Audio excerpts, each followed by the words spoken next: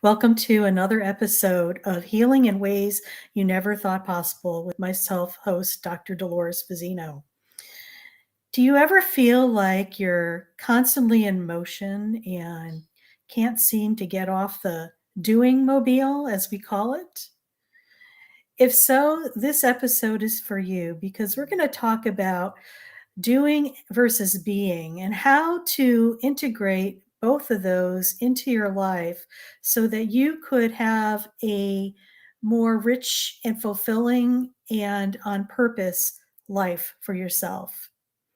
Let's face it, we have all been programmed to think and to feel by society and even our parents that if you're not in motion and doing something, you're not being productive. Does that resonate with you? It surely resonated with me. Growing up in my childhood, if you were sitting down, you were considered to be lazy. You had to be in motion outside doing something to prove that you were a productive member of society. But I think we've all been duped into believing that this is the norm, when in essence, it is not.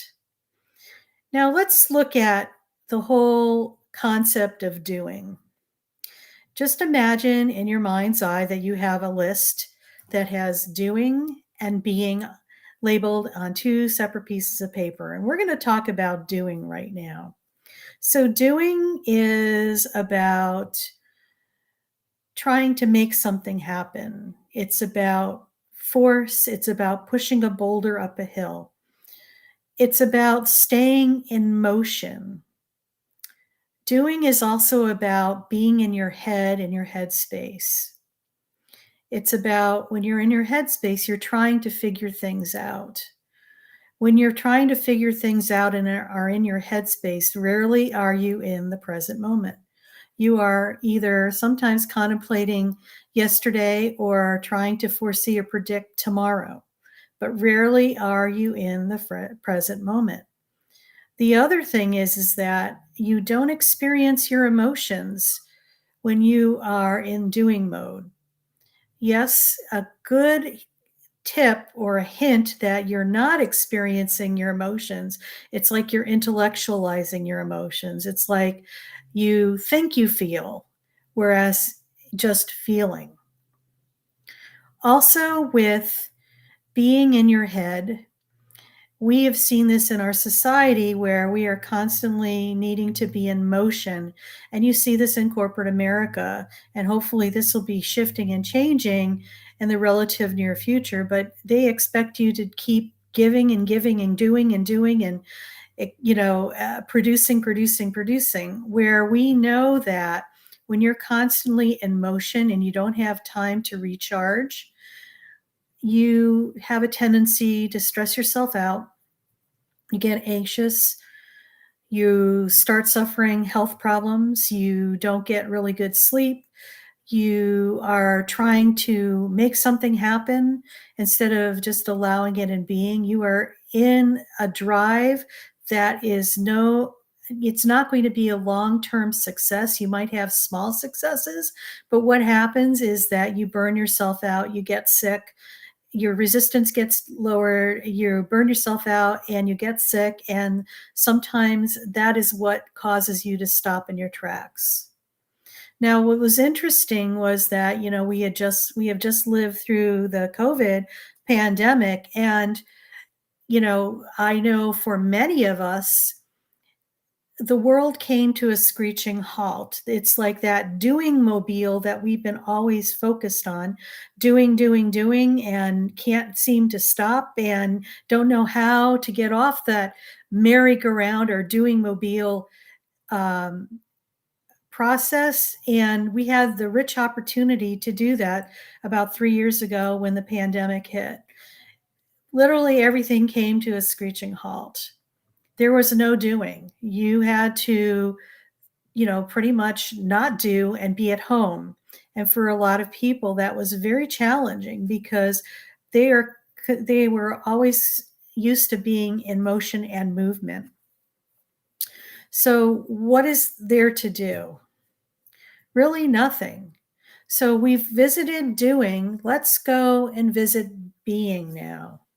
Now, being is a whole different animal. Just like doing, being is more of the opposite. It is more of allowing, it's about receiving, it's about appreciating and being in the present moment. It's about being in your heart space. When you are in your heart space, you're in your physical body, you are physically present. This is where you're allowed, or I wouldn't say allowed, you are able to experience your emotions. In order to fully experience your emotions, you need to be in the moment right here, right now. And we know there's lots of people and lots of you out there that just really don't want to feel.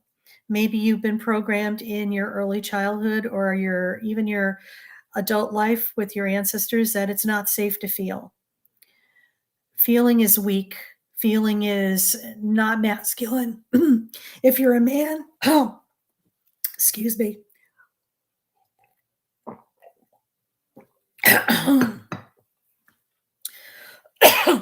Feeling is, gosh, that one's I'm getting choked up on.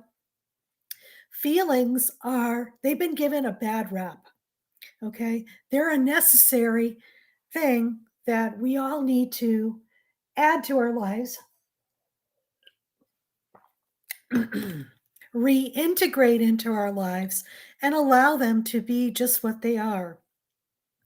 Feelings are your inner barometer as to what is going to be moving and what you're going to be experiencing moment to moment. That's the gift of being a human being, believe it or not. So, as we have described, being is just about being in the present moment, being in your body, being fully present in the present moment, experiencing your emotions, and allowing yourself to experience that. So, a lot of people have a lot of questions about, so, how do we do this? Well, by experiencing being, I invite people to pick out a mindful activity. How often do we do something or we're experiencing something and we get lost in the moment? This is an example of being in your body and in the present moment. When you are experiencing a lapse of time where time just all of a sudden 4 hours go by and you just can't believe it. This is when you are in the present moment. And I know we've had these fleeting examples of that. So, mindful activity is a great way to start with being fully present. And mindful activity could run the gamut. It could be from going into meditation, a guided meditation, or just taking a walk outside, smelling the air, allowing your feet to rub on go barefoot outside and be on the grass if you could do that. It also could mean just paying attention to nature. It could be spending time with your pet if you have one, because they're the example of being in the moment. Maybe spending time with children if you are surrounded by children, your own or others, and just observe and just watch what they do.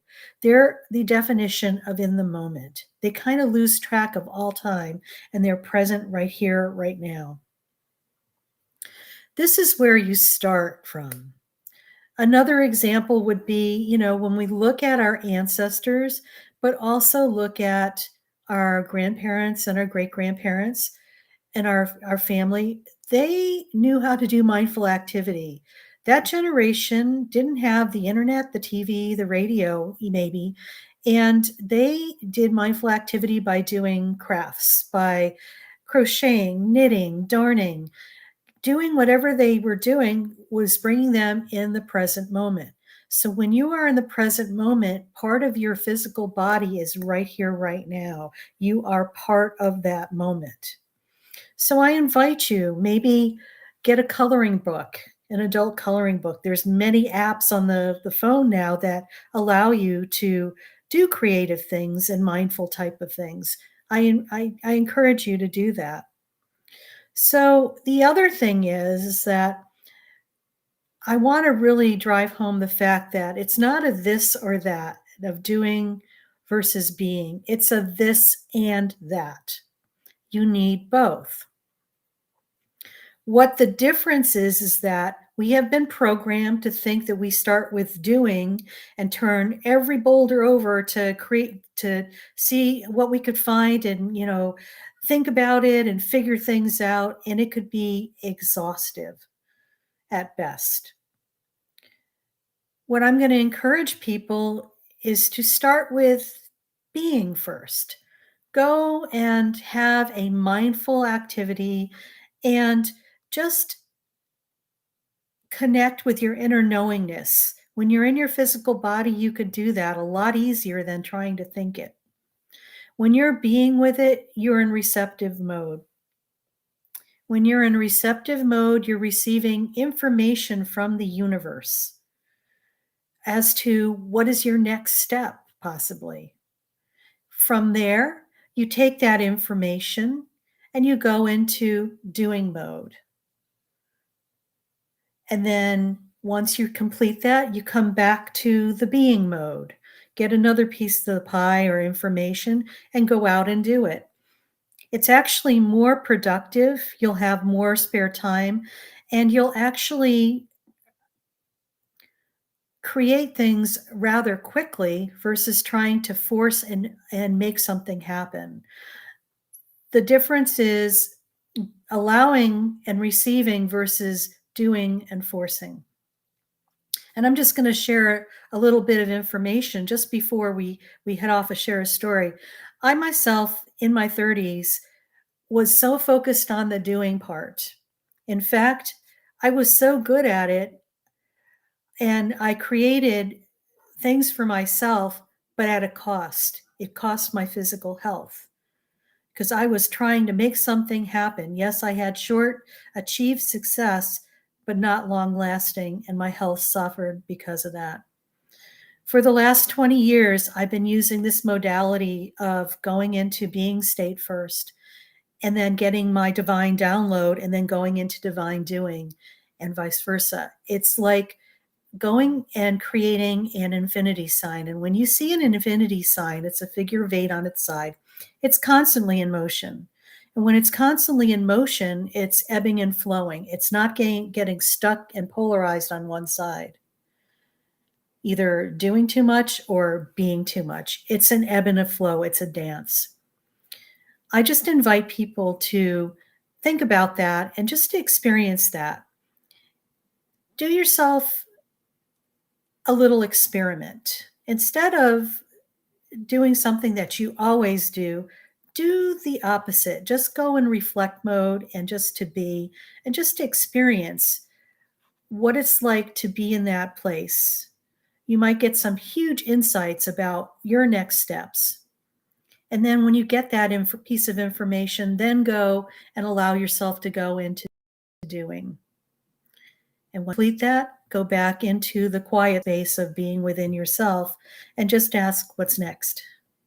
You will be pleasantly surprised as to what is next, and just allow yourself to follow that, because that's your inner wisdom tapping in and speaking with you.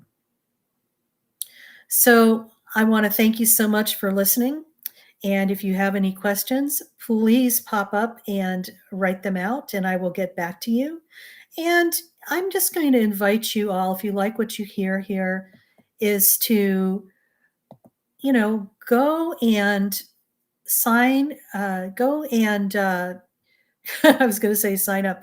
Go to YouTube and join so that we could start a beautiful experience for a lot of different people with a lot of different topics. Soon to come in the next month, I will be having guests twice a month to share their experiences of ways that they've healed in ways they never thought possible. So I look forward to doing that with you all and to share my guests and their adventures. And what we're going to do next week is we're going to be talking about forgiveness and self forgiveness.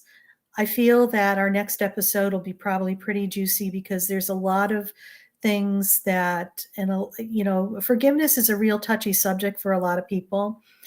And it takes a lot of courage and being a brave soul to move through forgiveness, especially self forgiveness.